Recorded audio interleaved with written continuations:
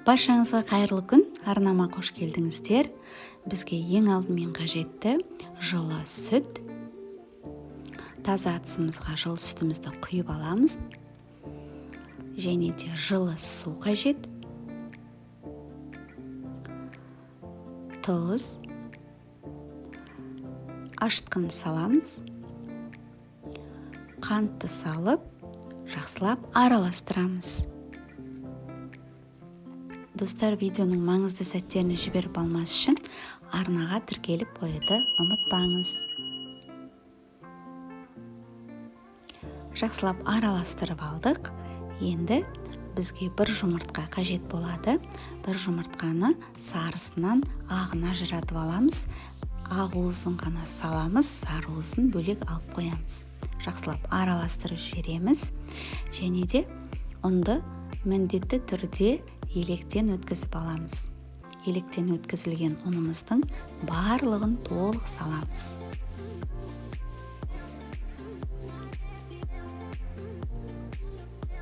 Енді үстіне сұйық майымызды құйып,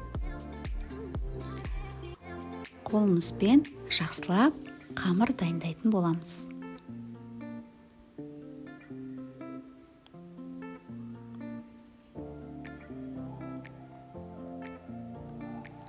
Жақсылап қамыр илеп аламыз. Барлық қажетті ингредиенттерді төменге өлшемдермен жазып қалдыратын боламын.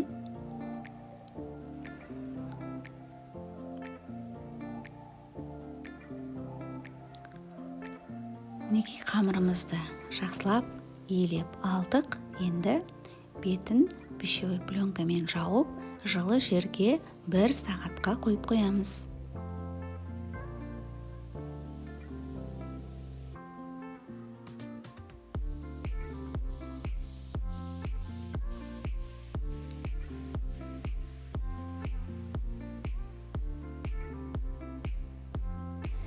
Мінекей 1 сағат өтті, біздің қамырымыз әдемі болып көтерілді.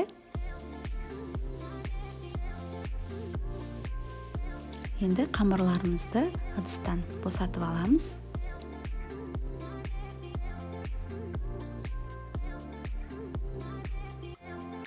Жақсылап қолымызбен илеп, қамырымызды теңде 2 бөлікке бөліп алатын боламыз.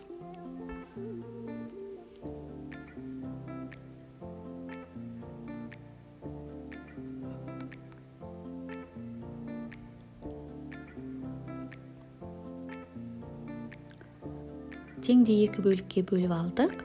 Дәл осы видеодағыдай домалақ пішінге келтіріп аламыз.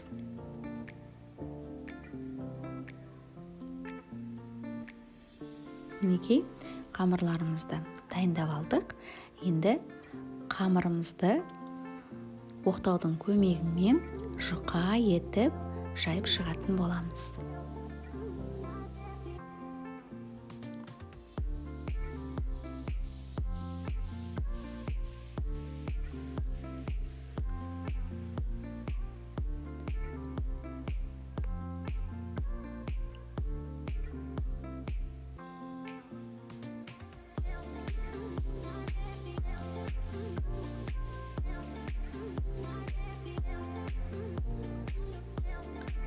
Дәл осы видеодағыдай 4 бұрышты етіп жұқалап жайып шығамыз. Енді жайып алдық. Бетіне бөлме температурасына тұрған жұмсақ сары майымызды толықтай жағып шығамыз.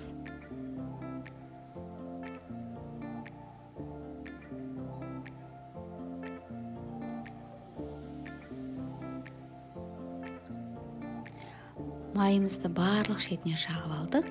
Енді дәл осы видеодағыдай жасаймыз.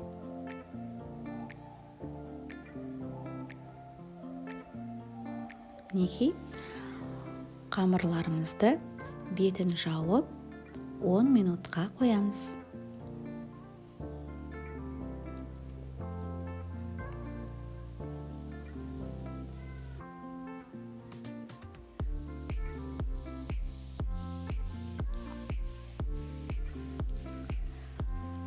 Енді қамырларымызды шетінен алып, жұқалау етіп 4 бұрышты пішінде жақсылап жұқа етіп жаямыз.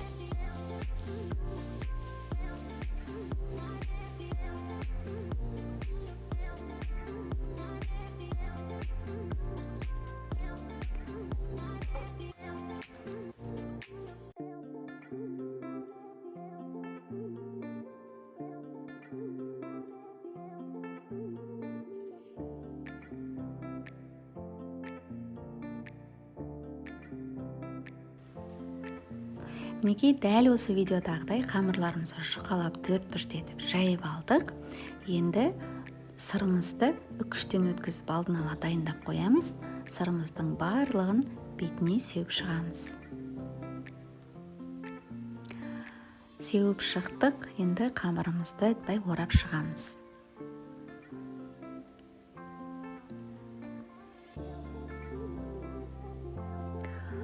Орап алған қамырларымызды осы 3 саусағымыздың көлемінде етіп, кесіп шығамыз.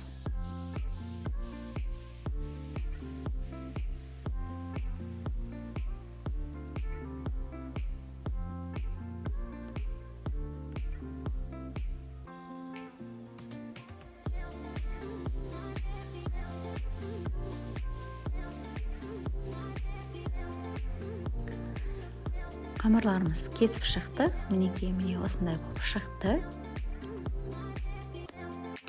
Енді формамызды алып, пергамент қағазын төсеп, булочкаларымызды дәл осылай орналастырып шығамыз.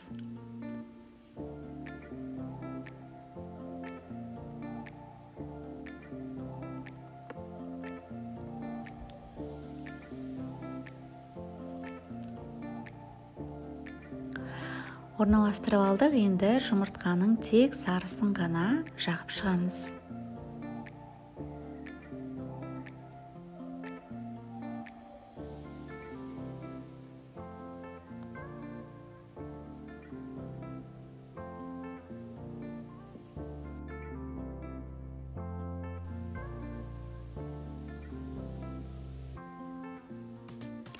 Бетіне мақ сеуіп шығамыз. Пешімізді алдын ала қыздырып қоямыз. Қызып тұрған пеште 150-180 градустың арасында 35 минутта пісіріп аламыз.